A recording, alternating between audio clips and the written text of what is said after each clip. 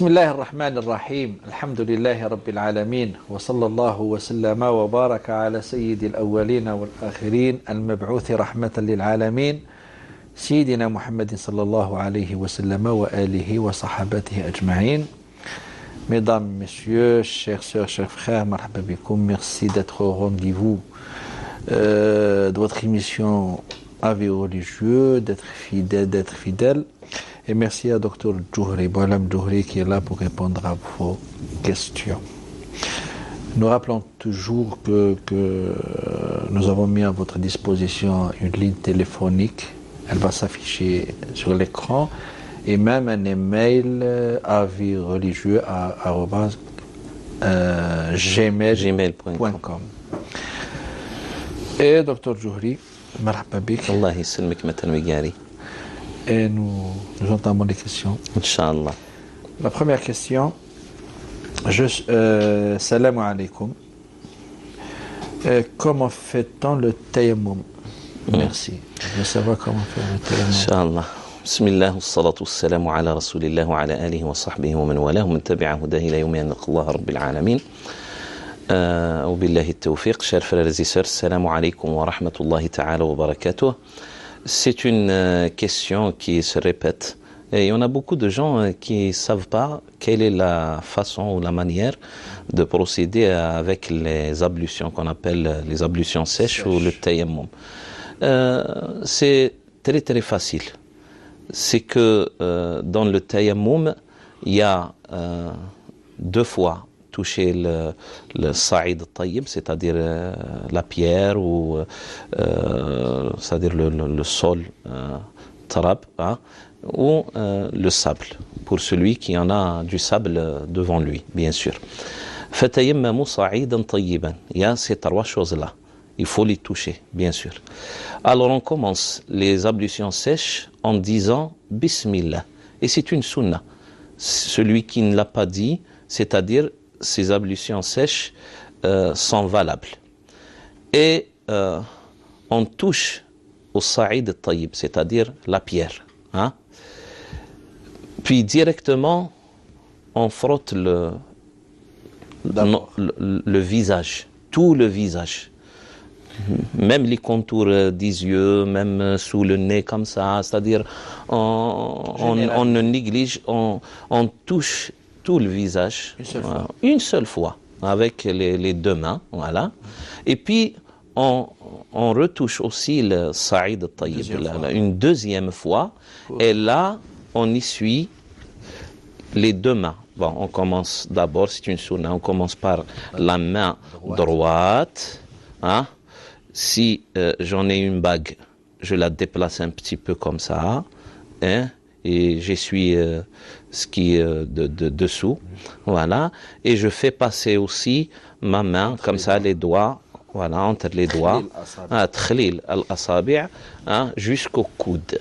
Là, c'est selon le rite malikite, bien sûr, c'est-à-dire que toute la main, hein, il est obligatoirement, voilà, il est obligatoire de l'essuyer. Ouais. La main, c'est obligatoire forte. Et du poignet au coude, sunna. Là, c'est shafi'iyya. Mais chez les malikites, c'est toute la main. Toute la main. Jusqu'au voilà. coude. Jusqu'au coude. Voilà. Et pour les deux mains, on touche une seule fois. On touche une seule fois. Une seule fois pour les deux mains. Très bien. Alhamdoulilah. Et il faut rappeler tout. Et depuis, c'est-à-dire qu'on finit comme ça, hein, on peut rajouter aussi la même invocation ou la même évocation par rapport au veau, hein, c'est-à-dire les ablutions avec de l'eau. Allahumma ja'alni min al-qawmi at-tawwabin wa ja'alni min al-qawmi al-mutatahhirin. Et bien sûr, ce tayammum-là, ces ablutions sèches, ne sont valables que pour une seule prière obligatoire. Là, on ne peut pas faire 2 prières obligatoires de suite. À chaque prière obligatoire, il y a ces ablutions sèches, sans tayammum. Mais je peux faire, après la prière obligatoire, je peux faire des prières surérogatoires. C'est-à-dire, je prie l'Aïcha avec les ablutions sèches et je peux prier juste après, sans refaire le tayammum, shafa et al-witr. Et autant que je veux aussi. Hein. Voilà. Mais pour une prière obligatoire. Voilà. S'il s'agit de 2 prières, hein, je fais le rassemblement entre l'Isha et le Maghrib.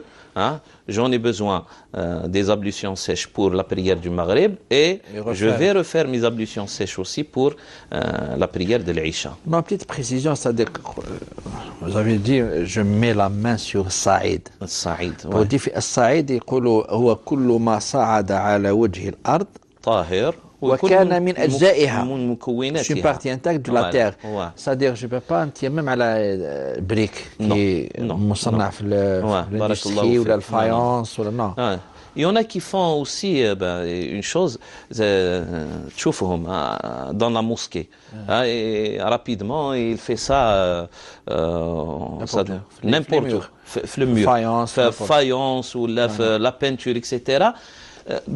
Nos savants, il y a des siècles, on parlait de ça. Mais quand il s'agissait du fait que les mosquées sont construites par les pierres, voilà. Alors, ce n'est pas le mur lui-même, mais c'est la pierre. Voilà, c'est l'argile, la pierre, etc. Mais maintenant, avec les peintures, etc., ce n'est plus le cas, oui. Et on fait tayammum, c'est une facilité. Bien sûr. C'est une exception. Ouais, lorsqu'on est malade, on ne peut pas toucher à l'eau. Lorsqu'on est en voyage, on n'a pas accès à l'eau. Voilà, on n'a pas accès à l'eau. Et lorsqu'on est malade. Voilà, et lorsqu'il y a aussi une contrainte quelconque. L'insécurité. Voilà. L'insécurité pour aller chercher de l'eau, etc. Même que l'eau peut-être se trouve à quelques centaines de mètres, bien, etc. Docteur Touré. Nous avons au bout du fil Reda de France. Allô, Reda.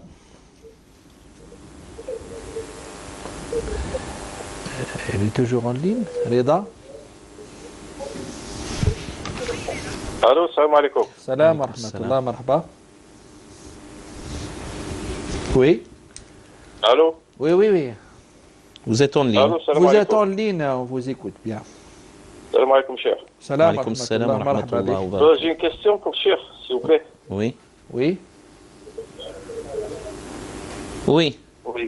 J'ai une question pour cher, s'il vous plaît. J'ai une ourte, je connais une ourte, elle s'est mariée avec un étranger au bled. Avec un étranger et bon, c'est pas mariée, elle a fait une Fatha, oui. Et l'étranger là, il est parti sans aucun signe de vie, il est parti, il n'a pas donné de signe de vie. Cet étranger là est un musulman, s'il vous plaît. S'il vous plaît. S'il vous plaît, cet étranger est un musulman. De son mari. Posez-lui la question. C'est musulman, c'est un musulman. C'est rien. Écoutez-nous du téléphone, s'il vous plaît. Est-ce que cet étranger est musulman de profession, c'est-à-dire? Oui, c'est un musulman. Oui, c'est un musulman. Et vous avez ses contacts ou pas? C'est-à-dire que vous pouvez le contacter ou il est disparu? Oui, cher, c'est un musulman, c'est un musulman. D'accord. Vous avez ses coordonnées pour le contacter? Vous avez tout perdu, c'est-à-dire il est porté disparu, comme il était, c'est-à-dire c'est comme s'il il a disparu. Oui. Rien, cher. Il est parti, il est retourné. Il est parti. Il a quitté. Et il donne plus signe de vie. Il a disparu, cher. Depuis combien de temps là? S'il vous plaît. Bon, on va répondre. Depuis, on peut dire 6 mois. D'accord. Le mariage s'est déroulé au bled d'après. Très bien, ouais, très bien. D'accord.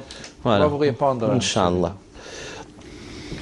Alors, pour celle qui s'est mariée avec un homme, et puis cet homme-là est porté disparu, c'est-à-dire il donne plus signe de vie.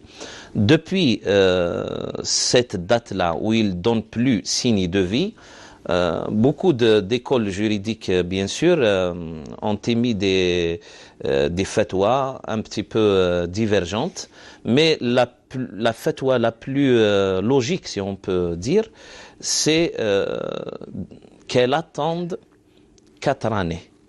Elle va attendre 4 ans, et puis elle va le considérer comme étant mort. S'il ne donne pas signe de vie, elle va attendre 4 ans, et puis elle le considère comme étant mort, et elle commence, après les 4 ans, elle doit commencer la période de viduité, l'idda taha, ou iddat al-mutawaffa anha zawjuha. Si on prend quelques avis dans notre école juridique, ils disent que elle va attendre jusqu'à ce que tous ses semblables dans son village, dans son entourage, etc., sont morts. Semblable du mari. Du mari. Mais là, il y a des écoles qui ont parlé de ça. Ils ont désigné la période de 4 années. Elle va attendre les 4 ans. Après les 4 ans, elle rajoute 4 mois et 10 jours. Et après, elle sera considérée comme étant libre de se remarier. Et on va considérer ce mariage comme étant, c'est-à-dire annulé par la mort. Mais les choses ont changé un peu. On a évolué, c'est-à-dire on a les moyens de savoir. De faire une enquête, de faire une recherche. On a les moyens de savoir. C'est ça. Peut-être qu'elle n'est pas obligée de rester 4 ans condamnée comme ça. Barakallahu fik. Maintenant, il a les moyens. Mais on l'a interrogé en lui disant, est-ce qu'il a laissé des coordonnées, est-ce que vous pouvez le contacter, est-ce que, je sais pas, essayez de faire une petite enquête comme ça, une petite recherche de la ville, dans la ville où il est d'origine, etc. Si vous le trouvez, là, bien sûr, vous allez régler le problème. Mais si vous ne le trouvez pas, moi, je reste sur l'avis de dire 4 ans, parce que c'est de son droit. Peut-être qu'il peut revenir pendant ces 4 ans-là, et elle est toujours considérée comme étant sa femme. Hein? Et imaginez qu'il va revenir d'ici 1 année, d'ici 2 mois, 3 mois, etc. Et il va la trouver mariée avec un autre homme, etc. C'est pour cela que les avis convergent vers cette fatwa-là. D'accord. Une question concernant oui. Concernant salat, le surrogatoire avant et après les prières obligatoires, pouvez-vous me dire, Dr Djouri, avant la salat al-Sobh, faut-il faire une salat supplémentaire? Concernant la salat l'Aïcha, apparemment, après l'avoir pratiquée. Déjà, la question, elle est un petit peu faussée. Elle est mal formulée. Voilà, elle est mal formulée. Mais apparemment, elle concerne salat al-Rawatib. Après, avant les salats obligatoires. Al-Rawatib, c'est une tradition prophétique. Sunna mu'akkada. C'est-à-dire que le prophète, sallallahu alayhi wa sallam, faisait ces rawatib-là quotidiennement. Hein, et parfois, il s'est avéré aussi qu'il lui remboursait même à la fin de la journée parce que il avait besoin de ce temps-là pour le consacrer à d'autres choses. Alors, à la fin de la journée, il l'y faisait. Et d'ailleurs, nos fuqaha disent, pour celui qui veut faire ses rawatib, c'est 12 raka'at qui vont en quelque sorte remplir toutes les lacunes dans sa prière obligatoire, c'est-à-dire chaque jour, hein, si on a des lacunes, on a peut-être un manque dans nos prières, si on a accompli ces 12 raka'at, hein, l'ensemble des rawatib sont 12 raka'at, hein, là, le jour du jugement dernier, c'est-à-dire on aura en quelque sorte rempli en quelque sorte toutes ces lacunes-là et notre prière, Inch'Allah, sera acceptée. C'est-à-dire Mais avec ces prières surérogatoires, on peut compenser. Voilà, c'est ça. On peut compenser le manque qu'il y en ait et il y en a toujours du manque dans nos prières, bien sûr. C'est-à-dire c'est une sorte d'assurance. C'est une sorte d'assurance que la prière, Inch'Allah, c'est une petite réserve. On la met de côté comme ça, le jour du jugement dernier, Allah subhanahu wa ta'ala va interroger les gens. La première chose, c'est la prière. Inna awwala ma yus'alu al-'abdu anhu yawm al-qiyamati salatuh. In salahat salaha sa'iru 'amalihi wa in fasadat fasada sa'iru 'amalihi, comme a dit le prophète sallallahu ta'ala alayhi wa sallam. C'est-à-dire la première chose parmi les droits d'Allah subhanahu wa ta'ala sur les humains, c'est qu'il va les interroger par rapport à la prière. Et il va interroger les anges, il va dire, est-ce que mon serviteur a la prière avec lui? Les abdi salat. Ils vont répondre oui. Est-ce qu'il est complète? Ils disent, tu le sais bien, oh Allah, vous le savez bien, elle n'est pas complète. C'est-à-dire, essayer de voir est-ce qu'il a avec lui une autre réserve pour combler en quelque sorte ce manque-là.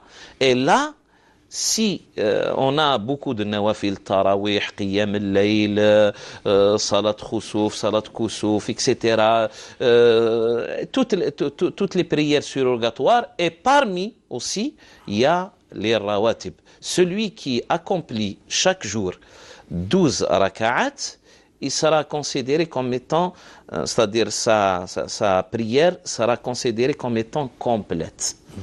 Elle n'aura pas, Inch'Allah, de manque. Comment les répartir du début du jour jusqu'à la nuit?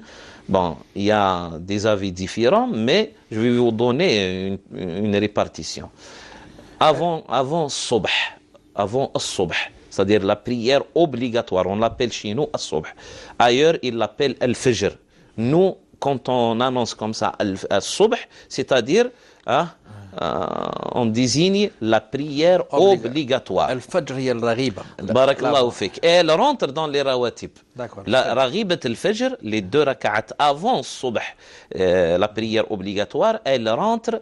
Voilà. Mais il faut qu'elle soit accomplie après l'adhan, avant la prière obligatoire. Le deuxième appel. Le deuxième appel. Après le deuxième appel, avant la prière obligatoire. Voilà. Et après, il y a 2 raka'at avant al-Dhuhr. Mais il faut s'assurer aussi qu'on l'accomplisse, c'est-à-dire on les accomplit après l'appel à la prière. Et 4 après al-Dhuhr. Ça fait on est arrivé à 8 raka'at. Et il y a 2 raka'at après le Maghrib et 2 raka'at après l'Aïcha qu'on appelle Shfa'. Avant l'Asr, c'est les 4 là. C'est les 4. C'est entre le Dhuhr et l'Asr. 2 avant le Subh, le Farida. 2 avant le Dhuhr. 4 entre le Dhuhr et l'Asr. Tu peux les coller au Dhuhr comme tu peux les coller à l'Asr. Et 2 après la prière du Maghrib et 2 après la prière de l'Aïcha. Wallahu a'lam. Et puis ce n'est pas obligatoire. C'est-à-dire, même qu'elle soit une tradition que le prophète alayhi salatu wassalam n'a jamais délaissée, mais quand même, elle ne rentre pas dans les prières obligatoires. Voilà. Une question concernant... Salam alaikum. Salam. D'abord, on a Madame Samia d'Alger au bout du fil. Allô? Oui, Madame? Allô? Allô, marhaba? Allô? Oui, allô, oui, on vous écoute bien. Allô? Oui, allô? Allô? Il y a un problème. Il y a un problème. Allô? Oui, oui, on vous écoute bien. S'il vous plaît, Oui. je voudrais poser une question. أنا عندي une prothèse de hanche. Et je fais tayammum. Avant, je la faisais normalement. Mais après, quand je suis partie pour mon contrôle, je me suis plainte au médecin. Il m'a dit, vous faites pas, vous ne refaites plus ça. J'ai demandé, mon père a demandé, il a demandé هكذا للشيوخ قالوا له تصلي بالتيمم. وانا قلت oui, je fais le tayammum. Et donc نخاف صلاتي يعني ماشي مقبولة. Qu'est-ce qui vous empêche de ne pas faire les ablutions avec de l'eau? Vous savez, vous pouvez pas y aller toute seule, c'est-à-dire vers l'eau, la salle de bain, etc. Hein? Vous avez une prothèse au niveau de votre hanche, c'est ça? J'ai une prothèse de hanche. Voilà. Allez, vous ne pouvez pas vous courber pour laver vos pieds, c'est ça? C'est-à-dire l'empêchement, oui. Où il y a l'empêchement, vraiment? Où il y a l'empêchement? L'empêchement, c'est le genou qui s'enfle. C'est le genou? Je ne peux pas. Parce que je n'ai pas le droit de me baisser. Ah, c'est ça. Voilà. D'accord. Très bien. On a compris. Voilà. Vous n'avez pas le droit de vous courber pour laver vos pieds. Tu fais le visage, les mains et tout, et tu jettes l'eau. Oui, j'ai compris. Mais il y a des endroits où je peux jeter l'eau, il y a des gens, quand je pars chez des gens, je ne peux pas faire ça. Alors vous avez tout le droit, Inch'Allah, de faire les ablutions sèches. Du moment que vous ne pouvez pas laver vos pieds. S'il y a quelqu'un qui peut vous faire ça, hein, à votre place, s'il y a quelqu'un, lorsqu'il y a quelqu'un avec vous, votre fille, votre sœur, votre etc., ou votre fils, ou votre mari, Wallahu a'lam, sinon vous procédez, c'est-à-dire en toute quiétude, voilà, avec les ablutions sèches. Merci beaucoup. الله يسلمك. Bon, salam alaikum. Je voulais savoir s'il m'était possible de faire la prière, s'il m'est possible bien sûr, de faire la prière du Fajr avant l'heure, car je commence le travail à 6h30 et je ne peux pas prier sur mon lieu de travail. Barakallahu fikum. Je suis contrainte, oui. Mais on ne peut pas faire la prière avant l'heure.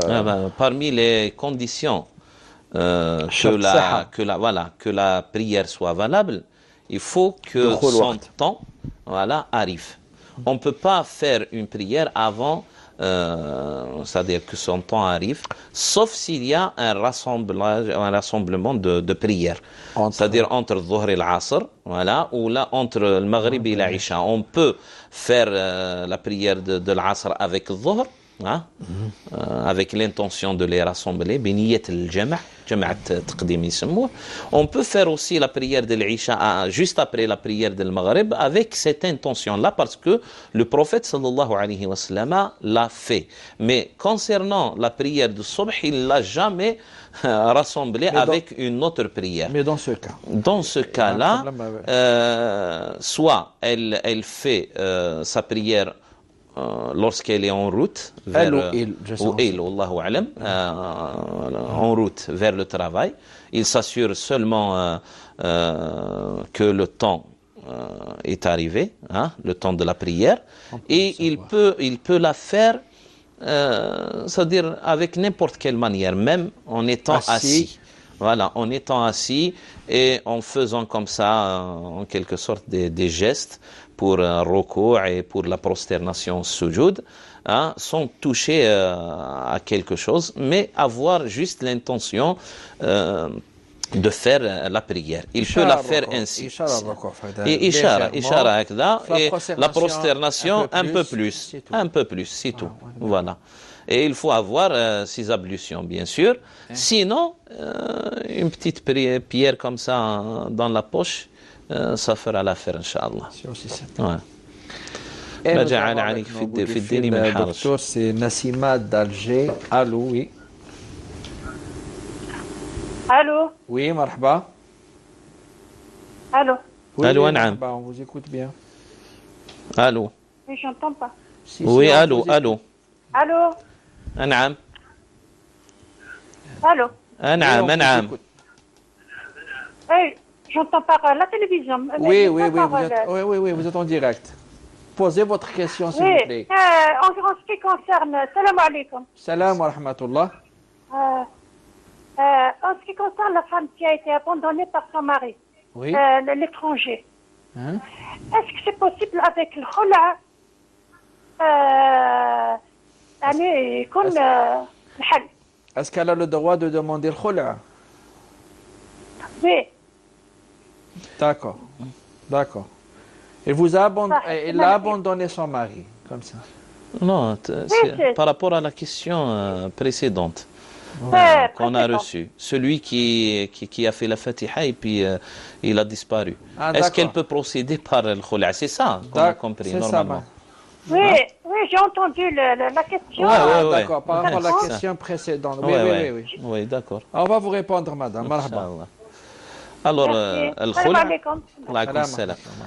Le khula, c'est une manière de finir avec, bien sûr, la relation conjugale. Ah, Mais, s'il vous plaît, Eh s'il ouais. vous plaît, une petite précision. Là, bien j'ai compris, bien c'est très intelligent de poser cette question Oui. dans ce contexte, c'est-à-dire le fait de dire à une femme de rester 4 ans d'attente, ouais. alors qu'elle sait bien qu'il l'a délaissé et l'a abandonné. Donc elle a le droit. Allahu a'lam, Allahu a'lam, non, Allahu apparemment, a'lam. Il a si, disparu, si. il a disparu. Dans le cas. S'il donne, voilà, s'il donne signe Oui, de oui, vie, Voilà. voilà. Dans le cas, même s'il ne donne pas signe de vie. Non, C'est-à-dire, s'il vous plaît, ouais. si cette femme elle sait bien qu'il l'a délaissé, elle le connaît très bien quand même, Allahu a'lam, qu'il l'a abandonné, Allahu a'lam. qu'il a fui ses Responsabilités. responsabilités, Ouais. n'a pas assumé ses... Hein? Est-ce qu'elle a dans Elle- ce cas le droit de mettre terme à cette relation? Mais via un juge, c'est-à-dire... Bien sûr. Voilà, Bien c'est sûr, ça. c'est par rapport- Mais moi, je donne cette fatwa-là, si il s'agira du sort que il donne signe de vie, et puis il ne veut pas continuer, Ah, s'il vous plaît, il la laisse comme ça suspendue entre Non. ciel et terre, là, elle peut y aller chez un juge, etc., et demander le khula. Non, mais du moment, non. Moi- Non, s'il donne signe de vie, donc il n'y a pas de problème. Mais la question, le problème, si elle connaît bien son mari, bon, bien sûr, via le juge, bien sûr, par rapport, si elle sait bien, elle connaît son juge, qu'il a fait ça par délaissement, il l'a abandonné, il n'a pas assumé ses responsabilités, il a fui elle connaît bien, donc elle n'attend pas que celui-ci donne signe de vie. Sinon, c'est le détail où le détail non, mais l'a abandonné. le khula, c'est avec aussi c'est-à-dire le consentement du mari. Lorsque le prophète sallallahu alayhi wa sallam a donné ce droit à la femme de Thabit ibn Qais, non, je vais continuer, maître Migari, s'il vous plaît. Lorsqu'il a donné ce droit-là, il a informé, c'est-à-dire Thabit ibn Qais avait l'information devant lui, c'est-à-dire il a demandé d'abord à la femme qu'est-ce qu'il vous a donné comme dot. Il lui a dit une prairie ou un morceau de terrain. Est-ce que vous lui rendez sa dot? Elle a dit oui, je vais lui rendre sa dot. Et là, le prophète alayhi salatu wassalam a convoqué Thabit ibn Qais. C'est comme ça qu'on fait le khula. Ce n'est pas à l'insu de ce mari-là. Allahu a'lam. Quelles sont les circonstances qui l'ont poussé peut-être à disparaître ou à ne plus donner signe de vie, etc. Mais ça restera de son droit. La femme, c'était bien clair parce qu'il n'a pas pu répondre à ses besoins. Ben oui, mais quand même, le prophète alayhi salam, il a dit, Ya Thabit, iqbal al-hadiqa. Non, c'est clair.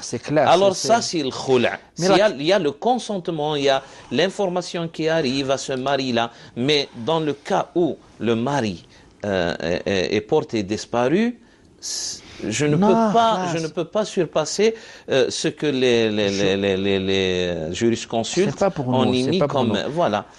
Au cas où, mais peut que ne soit pas le cas, mais au cas où cette femme sait très bien que la délaissé. Bien sûr. Si cette femme sait bien, elle connaît très bien son mari et elle sait très bien, sans doute qu'il l'a délaissé, qu'il l'a abandonné. Dans ce cas précis, elle n'a pas à 34 ans quand même. Peut-être. C'est l'esprit, Il faut que ce soit compatible avec l'esprit de la charia. Peut-être, docteur, après, on va y revenir une demi-heure ou 20 heures pour parler de khol et shurut. Voilà, un jour. Et nous allons vers une toute petite transition. Restez avec nous, chères mesdames, chers messieurs, après un instant. الله من الشيطان الرجيم بسم الله الرحمن الرحيم ولله الأسماء الحسنى فادعوه بها وذروا الذين يلحدون في أسمائه سيجزون ما كانوا يعملون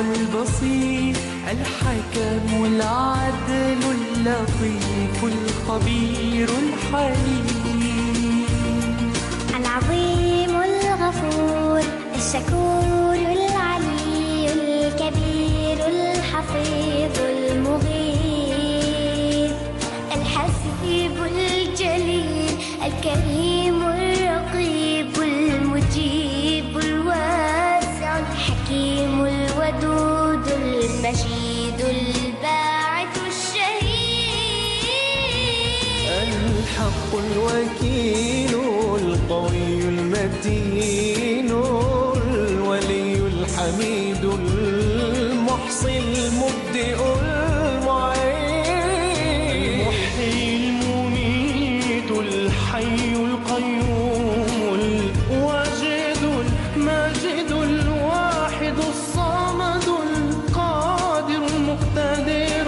المقدم المؤخر الأول الآخر الظاهر الباطن الوالي المتعال البر التواب المنتقم العفو الرؤوف مالك الملك ذو الجلال والإكرام المقسط الجامع الغني المغني المانع الضار النافع النور الهادي البديع الباقي الوارث الرشيد الصبور ليس كمثله شيء وهو السميع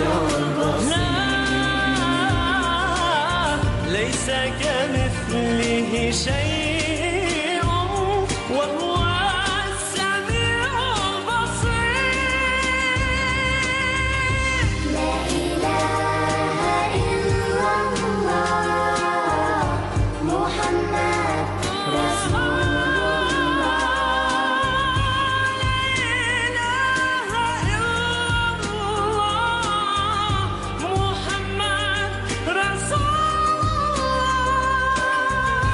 لا إله إلا الله محمد رسول الله لا إله إلا الله محمد رسول الله Oui. Sallallahu alayhi wa sallam. Peut-être le débat a suscité notre frère Reda de France pour nous rappeler, pour peut-être Pour qu'il donner nous donne des précisions, un détail peut-être, qui oui. nous sera très Eh utile ben oui. pour éclaircir cet point. Ben oui. Reda, allô, oui. Marhaba de nouveau. Reda de France. Est en ligne?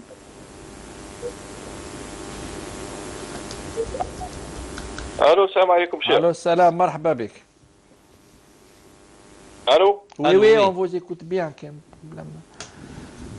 Allô? Oui, oui, مرحبا نسمعوا فيك. Allô? Oui, allô. Oui, salam alaikum, cher. مرحبا. السلام ورحمة الله وبركاته. Oui, اسمح لي, cher, je vous ai appelé tout à l'heure. Oui, Oui. oui. Oui, c'est par rapport à ma question, bon, mais vous m'avez mal compris ou je sais pas si c'est moi qui ai mal exprimé ma question. Oui. Le Oui. monsieur là qui s'est marié au bled avec la algérienne, Oui. il l'a abandonné. Il l'a abandonné. Il l'a abandonné. Apparemment, il s'est remarié encore. Ah, Ah, d'accord. d'accord. Alors, Ouais, il a s'est donné remarié, et signe de vie. apparemment, d'après mes échos, bon, ça se passe en Algérie. Il y a des centaines de cas pareils. C'est des gens qui viennent se marier avec des femmes au C'est bled. vrai, c'est vrai. Tu vois. On allait parler, moi et Maître Migari, sur ce sujet-là parce que c'est un sujet vraiment pertinent. Hein. Ouais, c'est ça. Et puis, il y en a des femmes qui se font avoir, il y en a des familles qui se font avoir par cette manière-là. Qu'est-ce qu'on donne comme conseil? D'abord... Après, comme tu... Excuse-moi, c'est cher. Après, quand vous me dites 4 ans, il faut attendre 4 ans. Je vois pas, moi, elle attend 4 ans, alors que c'est pas elle la fautive. Non, non, non, non, non. Moi, j'en ai parlé dans le cas où ce mari-là a été porté disparu. Peut-être il est dans un coma, il est malade dans un hôpital, il a perdu peut-être la mémoire, il est dans une prison, etc. Allahu a'lam. Les jurisconsultes disent qu'il a le droit d'être sans mari pendant 4 ans. Après 4 ans, c'est une période vraiment considérable. Après 4 ans, on va le considérer comme étant mort. Wallahu a'lam. Voilà. Et puis si elle se remarie, il fait signe après, là, elle n'est plus sa femme. Khalas, elle s'est remariée. Mais dans ce cas-là, vous avez ses coordonnées, vous savez quel est son vécu après ce mariage-là, il s'est remarié, il a délaissé cette femme-là. Oui, dans ce cas-là, elle a le droit, bien sûr, de réunir, si elle a fait la fête Habark. Elle n'a pas inscrit ce mariage-là dans l'état civil, elle doit réunir l'imam, etc., ceux qui étaient les témoins de son mariage, et ils vont faire une certaine procédure pour la faire divorcer, c'est-à-dire tatliqha. Si ce mariage-là est inscrit, bien sûr, elle demande le khul', elle demande le tatliq li dharar parce que il l'a abandonné. Wallahu a'lam. Elle n'a pas fait l'aqd al-madani, elle a fait l'aqd al-shara'i. Et là aussi, c'est une grave erreur. Là aussi, c'est une grave erreur. Alors, l'imam qui a fait la Fatiha, son entourage, les témoins, etc., ils vont se réunir, ils vont se débattre, et puis l'imam va prendre la décision c'est-à-dire, ils vont informer ce monsieur-là, et il n'en a plus le droit d'être son mari, et puis elle observe sa période de viduité, et après, Inch'Allah, elle peut se remarier. Dans le cas où, bien sûr, il s'est avéré qu'il l'a abandonné, il ne veut plus d'elle. C'est tout à fait normal. Non. C'est bon, monsieur Reda. Ça n'est... D'accord. Bon, j'ai une question relative à une union de mariage sans consentement du père de la mariée. La personne concernée est ma sœur qui veut s'unir à un musulman marocain. Jusque-là, pas de problème, sauf que notre père ne veut pas accepter cette union car la famille du marié est soi-disant inacceptable, ce qui est bien entendu d'une relativité très subjective. Il ne les aime pas sans raison fondée, ne veut rencontrer personne de leur famille, ne veut rien savoir. Il voulait que ma sœur se marie à un cousin qu'elle ne connaît pas, qu'elle ne connaît même pas et qui vit au Maroc. Nous vivons en France. Oui. Les deux personnes se sont connues et veulent s'unir, mais notre père s'oppose complètement. Ma soeur peut-elle tout de même se marier sans le consentement de son père? Nous n'avons pas de frère. Sachant qu'il ne veut pas entendre parler de cette union, la présence de son beau-frère, c'est-à-dire c'est le mon mari de mari, cette femme-là qui nous a posé la question. suffit-elle pour la représenter? Non, ça ne suffit pas parce que ce n'est pas son tuteur. Voilà, le tuteur légal, c'est son père. Mais lorsqu'il y a litige entre la femme et son tuteur, voilà, là, le prophète alayhi salatu wassalam, nous a ouvert une brèche. Il dit فَإِنِ اشْتَجَرُوا فَالسُّلْطَانُ وَلِيُّ مَنْ لَا وَلِيَّ لَهُ. S'il s'agissait ici en Algérie, elle peut, c'est-à-dire voilà, faire une plainte contre son père. Elle peut aller directement vers le procureur et bien sûr parler de son cas. Mais s'agissant d'une femme ou d'une fille qui vit en France, on peut dire que sultan là-bas, c'est la communauté, ceux qui ont en quelque sorte un statut religieux dans sa communauté, la communauté musulmane. Il y a les imams, etc. Elle peut aller directement voir le plus proche imam et puis elle va lui parler de son cas. Peut-être qu'il peut intervenir et même qu'il peut prendre la décision d'être à la place de son père parce que là, son père, comme étant tuteur, il a abusé de ce droit-là. Ta'assafa fi isti'mal al-haqq. Et quand quelqu'un abuse d'un droit, celui qui a une autre autorité plus que lui, en quelque sorte, peut annuler son autorité et se mettre à la place de ce tuteur-là. Alors, qu'est-ce qu'elle va faire? Elle va s'approcher d'un imam agréé, je veux dire, c'est-à-dire un imam d'une mosquée, etc., que tous les gens connaissent comme étant imam, hein, parce qu'il y en a des pseudo-imams, etc. Un imam qui représente une constitution religieuse. Elle peut même aller jusqu'à la mosquée de Paris et demander après un imam là-bas. Et Inch'Allah, il peut lui régler la question. Mais elle ne se marie pas comme ça sans le consentement de son tuteur. Voilà. Elle procède, Inch'Allah, de cette manière. D'accord. Nous avons Saïd de France toujours. Allô, monsieur Saïd. السلام عليكم. السلام ورحمة الله. جزاكم الله خير الشيوخ، بارك الله فيكم على الإنارة اللي راكم دايرينها. مرحبا. بارك الله فيك maître Mikaï. Ce que je veux savoir, je suis un traducteur de temps en temps, je fais la traduction pour les francophones dans la mosquée. Oui.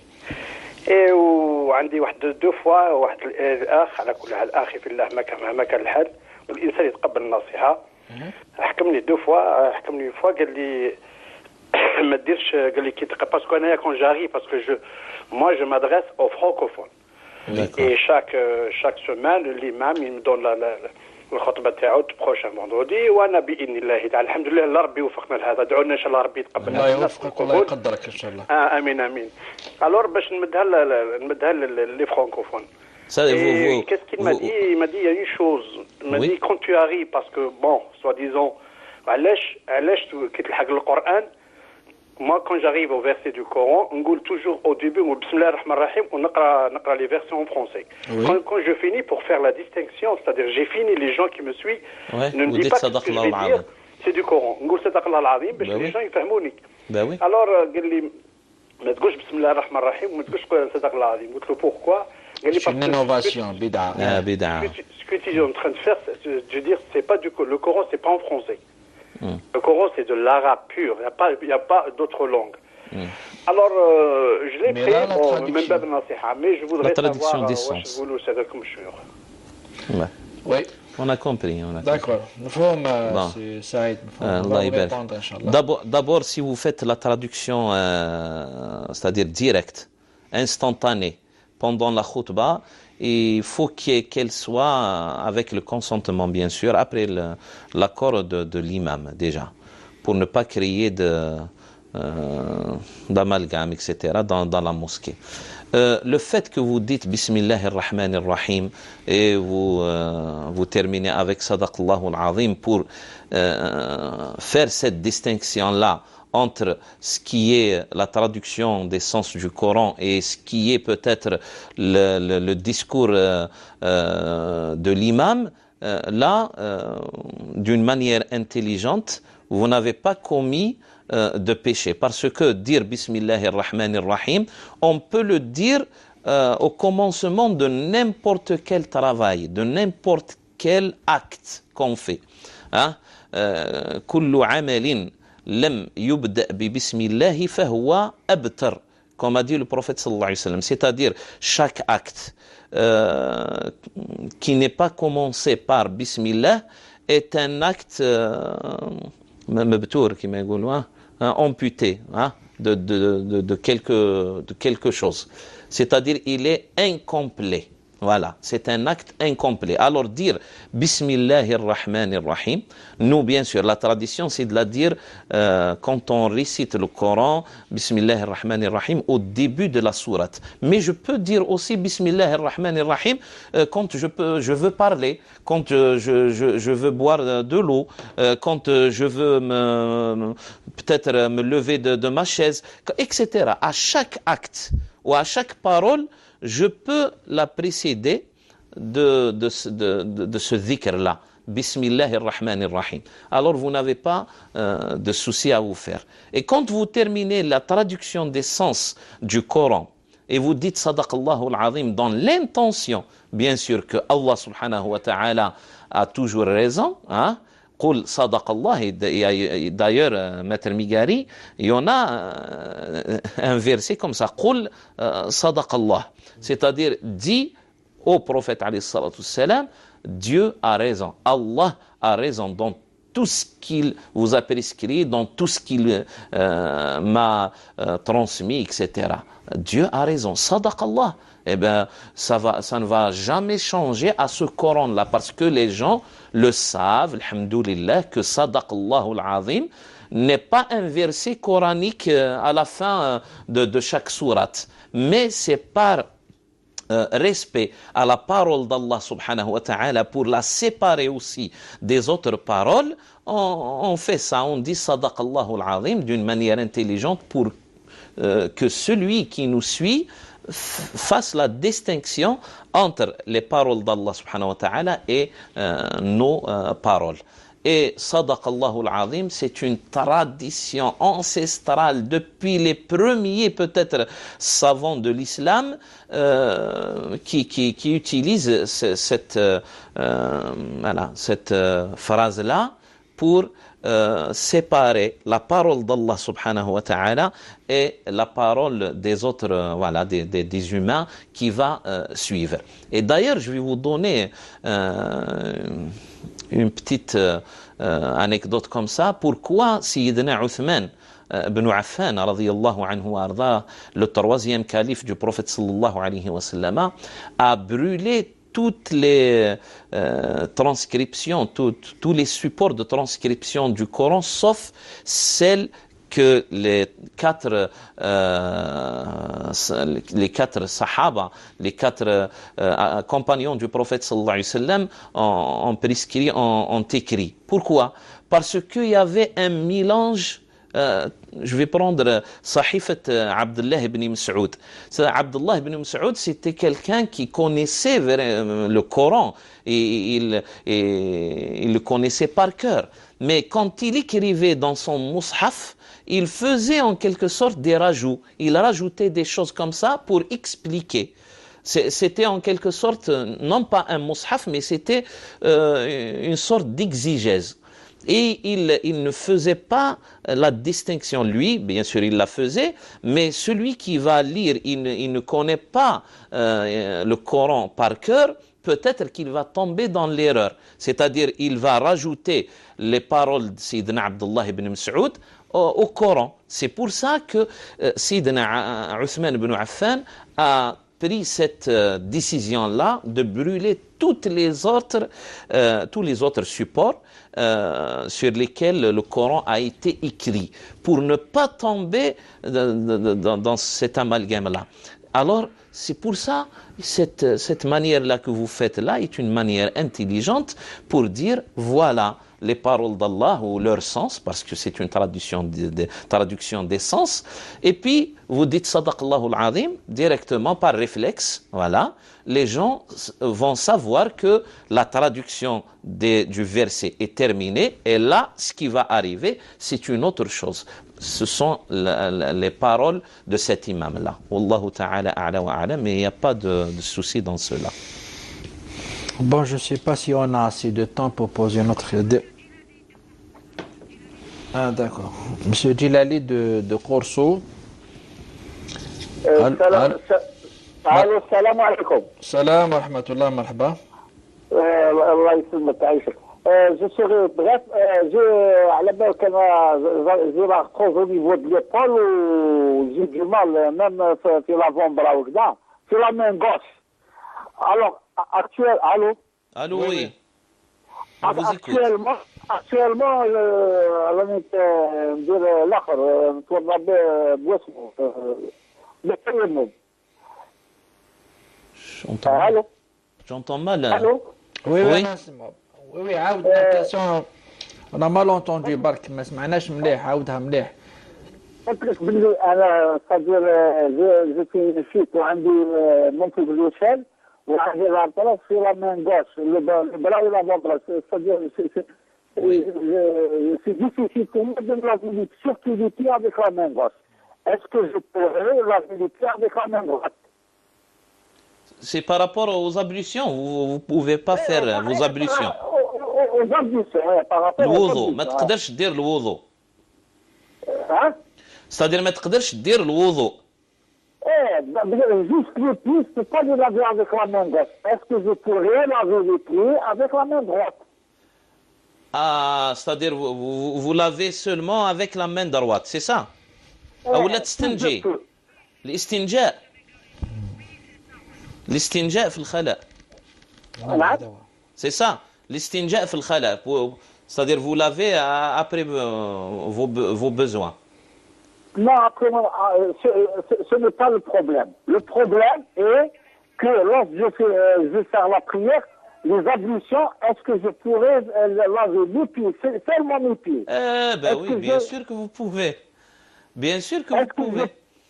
Est-ce que je pourrais laver mes pieds avec la main droite? Ce n'est qu'un mustahab de laver les pieds avec la main gauche. Hein. Mais si vous êtes dans la contrainte, bien sûr que vous pouvez laver vos pieds avec la main droite, en utilisant la main droite. Il n'y a pas de problème. Même pour l'istinja, le prophète sallallahu alayhi wa sallam, d'accord, utilisait sa main gauche pour l'istinja, mais quand il y a une contrainte, bien sûr, al-dharurat tubih al-mahdhurat. Vous pouvez le faire, Inch'Allah. Oui. C'est bon. 2 minutes pour 2 minutes à une petite question. Oui. Salam alaikum. Je suis de Béjaïa. On a fait louer un appartement F5 à une famille avec la somme de 3 millions de centimes par mois. Ouais. Sur le contrat de location, on a déclaré une fausse somme, c'est 1 million de centimes, pour but de payer moins les impôts. Est-ce que c'est un péché ou non? Je vous remercie. Bien sûr que c'est un péché. Et d'ailleurs, ça ne se marie pas avec le propos du prophète sallallahu alayhi wa sallam lorsqu'il a dit « Ad-dinu nasiha ».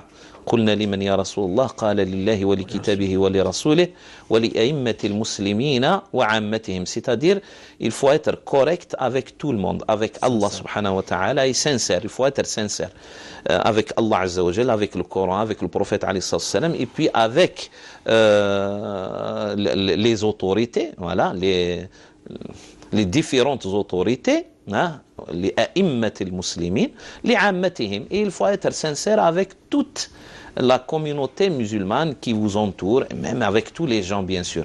Et puis le musulman est toujours sincère. Hein, le musulman n'utilise pas la ruse. Hein, et tout ce qui est contraire à la sincérité est considéré comme étant un péché. Et nous arrivons au terme de cette émission. Merci Dr Djouri pour vos réponses. Merci mesdames, messieurs pour votre attention. D'ici la semaine prochaine, donc fi ra'ayatillahi wa hifdih. Wassalamu alaikum wa rahmatullahi wa barakatuh.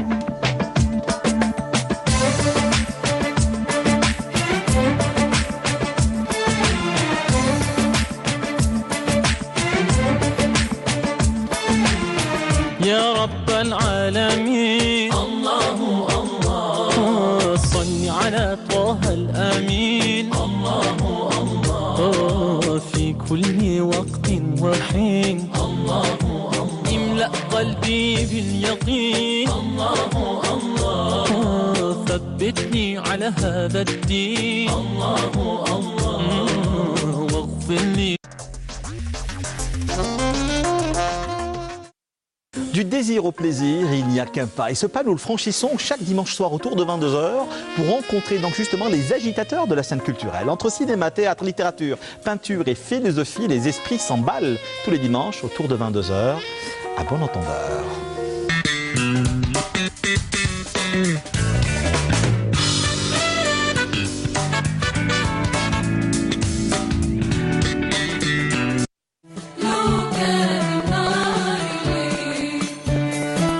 ينظم فندق رويال بالتنسيق مع الديوان الوطني التونسي للسياحة أسبوع الأكلة التونسية، وذلك من 18 إلى 22 ديسمبر بفندق رويال وهران، فكونوا في الموعد.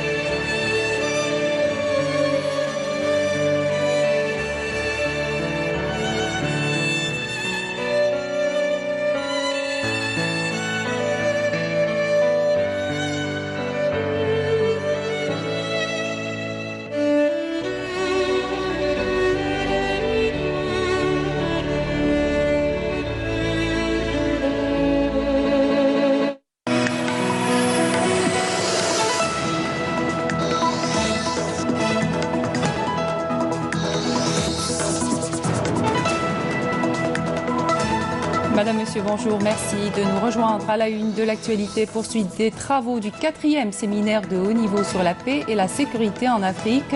Pour la seconde journée, les participants devront débattre à huis clos de plusieurs thèmes liés à la paix et à la sécurité dans le continent africain. La date à l'honneur à Biskra où est organisée une grande exposition de diverses variétés de dattes molles et sèches, et c'est à l'occasion de la seconde édition du Salon international de la date qui s'est ouvert ce samedi. On terminera avec l'univers du conte à la salle Ibn Zaydoun à Alger. La légende du prince de Timbuktu a été contée hier soir par Siham Kenouch. Le président de la République, Abdelaziz Bouteflika, a adressé un message de félicitations à son homologue nigérien, Mahamadou Issoufou, à l'occasion de la célébration du 58e anniversaire de la fête nationale de son pays, dans lequel il exprime sa ferme détermination à œuvrer au renforcement des liens traditionnels d'amitié et de solidarité qui unissent les deux pays. Le ministre des Affaires maghrébines de l'Union africaine et de la Ligue des États arabes, Abdelkader Msahel, s'est entretenu ce matin à Alger avec le maréchal Khalifa Haftar qui effectue une visite en Algérie. Les entretiens ont porté exclusivement sur les développements de la situation politico-sécuritaire que connaît la Libye et les moyens à même de d'encourager le rétablissement rapide de la stabilité, de la sécurité dans ce pays. Sahel a saisi cette occasion pour rappeler les efforts que l'Algérie n'a cessé de déployer en vue d'encourager les parties libyennes à atteindre un accord consensuel pour le règlement de la crise dans ce pays. Dans ce contexte, il a réitéré la position constante de l'Algérie en faveur de la solution politique au continent Libye dans le cadre de la mise en œuvre de l'accord politique conclu par les partis libyens le 17 décembre 2015 à travers le dialogue inclusif interlibyen et la réconciliation nationale, seule à même de préserver l'unité et l'intégrité territoriale de la Libye, sa souveraineté et sa cohésion nationale, à même de mettre fin définitivement à la crise qui affecte durement le peuple frère libyen. Comment faire taire les armes à l'horizon 2020, parvenir à un partenariat entre le Conseil de sécurité de l'Union africaine et le Conseil de sécurité de l'ONU, ou encore le financement des opérations de soutien de la paix et de la sécurité de l'Union africaine, autant de sujets qui sont débattus en atelier au 4e séminaire de haut niveau sur la paix et la sécurité en Afrique qui s'est ouvert hier à Oran à l'initiative du ministère des Affaires étrangères. Pour cette seconde journée, les participants devront débattre à huis clos de plusieurs thèmes liés à la paix et à la sécurité dans le continent africain. Les participants, dont des experts et des représentants des organisations africaines et onusiennes, sont parvenus à la première journée à la conviction d'adopter une approche globale et des mécanismes multidimensionnels de prévention contre les menaces terroristes. Le ministre d'État, ministre des Affaires étrangères et de la coopération internationale, Anta Lamamra, a estimé ce matin que le processus de paix au Mali se fait dans de bonnes conditions. Par ailleurs, à propos de l'opération de rapatriement de personnes en situation irrégulière de différentes nationalités qui s'est déroulée la première semaine de ce mois avec le consentement des pays concernés, a suscité une campagne tendancieuse. Le ministre d'État, ministre des Affaires étrangères et de la coopération internationale, Anta Lamamra, a réagi. Je vous propose de l'écouter. Ce qui s'est passé est parfaitement normal. Seulement, une campagne tendancieuse a été menée par certains milieux connus pour leur hostilité à notre pays, afin de donner une dimension alarmante à l'action menée par l'Algérie. Nous savons que ces migrants sont tous issus de certains pays africains. Leur rapatriement est intervenu suite aux atteintes récurrentes à l'ordre public. Certains d'entre eux ont même agressé le personnel relevant du Croissant Rouge algérien. Face à cette situation, nous avons donc appliqué la loi en rapatriant ces migrants, bien entendu, après avoir informé leurs pays respectifs.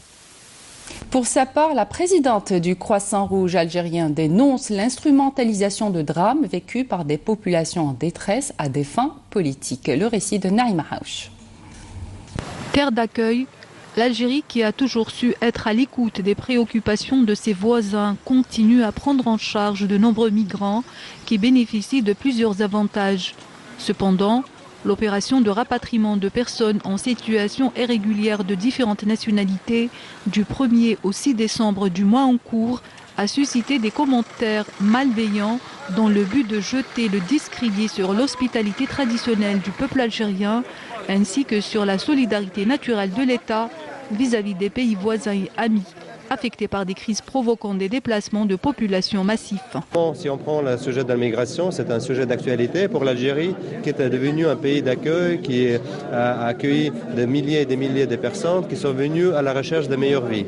Et il demeure aussi de la responsabilité des États de protéger les personnes